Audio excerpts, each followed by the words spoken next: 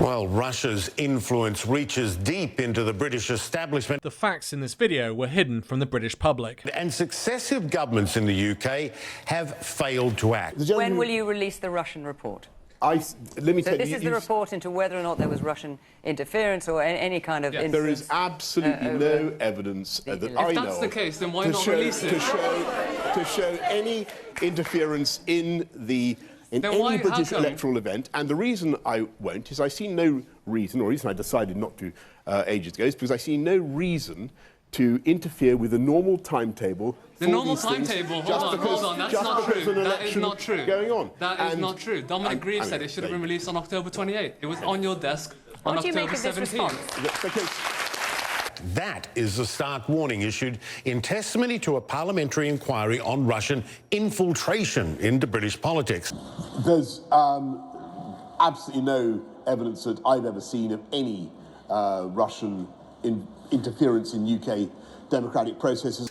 Sources are telling CNN the cross-party intelligence and security committee heard from multiple witnesses, and they all allege Russia has built a network of friendly British diplomats, lawyers, parliamentarians and other influencers across the political spectrum. Can we make a serious point? I mean, I think that this is a serious point. Yeah, sure. I mean, it's about Russian interference in UK politics. There's no evidence for that, and I think that you've got to be very careful before you simply cast aspersions on everybody who comes from a certain country just because of their nationality. For sure. The full parliamentary report has yet to be published, causing angry questions about the delay with an election upcoming. The revelations are a very sensitive time as Britain embarks on one of its most divisive and acrimonious election campaigns in living memory. Just weeks before Britons head to the polls, a bombshell allegation.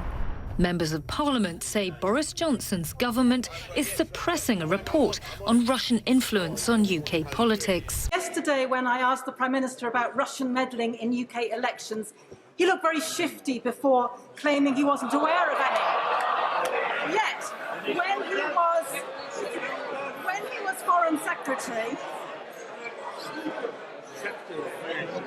was Foreign Secretary, in 2017, in a joint press conference with the Russian Foreign Minister, when Lavrov claimed there was no evidence that Russia had interfered in UK elections in any way, the now Prime Minister corrected him by saying there was no evidence of successful interference. So can the Prime Minister tell us what evidence he has seen of unsuccessful interference? Has he actually read the Russia report, which is very clear that there is credible evidence of interference?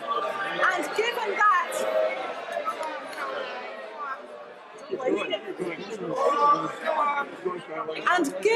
that, as his Defence Secretary said earlier this week, information is as powerful as any tank. Can he explain why he's turning a blind eye to allegations of Russian disruption and playing fast?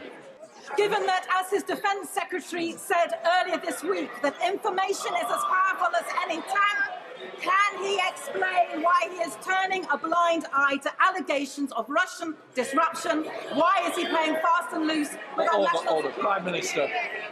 I repeat what I told her ages ago, if I think I've got it right. I've seen absolutely no evidence of successful Russian interference in any electoral event, Mr. Speaker. The contents of the report, compiled by a cross-party intelligence and security committee, are bound by secrecy until Downing Street approves their release. The intelligence services, MI5 and 6, made contributions, as did private citizens who are experts on the field. I've obtained some of their written and oral statements here, and the picture that they paint is a troubling one. They say that successive governments have turned a blind eye to Moscow's targeting of political parties and research roles inside the House of Commons. And they claim that well-connected lobbyists, lawyers and lawmakers have worked to help Russia infiltrate the British establishment.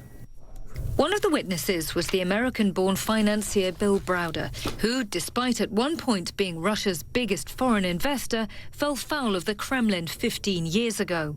I spoke with him before the report was complete. The people who we've seen working to further Russian interests in the UK are some of the people at the highest level of the establishment. Can you give me names? I can give you lots of names, but we start out with Lord Goldsmith. Peter Goldsmith was the UK's Attorney General under Tony Blair. Browder claims that he was involved in a failed effort to help a Russian avoid being on an EU sanctions list. Also mentioned in his testimony is a company co-founded by Lynton Crosby, a heavyweight in Conservative Party circles. That business is alleged to have helped Goldsmith's work. Are you 100% confident of the evidence that you have to support these claims? I would not have submitted the claims if I didn't have confidence in the evidence backing it up. Now, interestingly, you're not going to see these names being brought up in the public or the press. They haven't. They were not even mentioned in the Russia report, despite this witness coming forward to an American news organisation, but not in the UK, and no one, to my knowledge, in the UK has interviewed him about these issues. However, led by Donkeys, has also compiled a list and a figure for money donated to the Conservative Party. Former chief of a Russian arms company and now director of Aquint. He considers himself a good friend and sometime drinking partner of Prime Minister Boris Johnson. Temirko, now a British citizen, is a member of the so-called Leaders Group, an association of the Conservative Party's biggest donors who, according to the BBC, are invited to regular meetings with senior ministers. Temirko and his businesses have donated to almost 1 in every 10 Conservative MPs.